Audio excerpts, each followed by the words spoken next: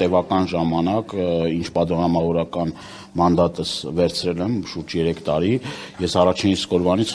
խոսել եմ այդ խնդիրների մասին, որ կա քրեակատարողական հիմնարկում, տարաբնույթ են այդ խնդիրները, սկսած առողջապահական ծառայության հետ կապված բազմաթիվ խնդիրներ կան, որ քրեակատարողական հիմնարկում գտնվող մեր հայրենակիցները իրավունք ունեն պատշաճ բուժօգնություն ստանալու եւ իրենց այդ բուժծառայությունների ուրեմն հետ կապված քրեակատարողական հիմնարկների բուժծառայությունների հետ կապված բավականին խնդիրներ կան եւ ես նաեւ հուսով եմ, որ այս քննարկումը դրական արդյունք կտա,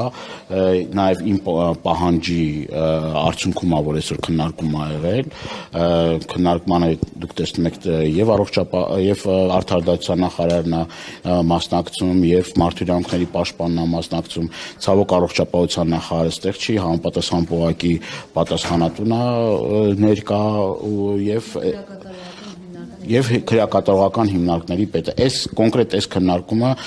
կապված է, կներեք, այն 23 դեպքի հետ, որ 1 տարվա ընթացքում, գիտեք, 23 մահվան դեպք արձանագրվել քրեակատարող։ Սա սարսափելի մի ցուցանիշ,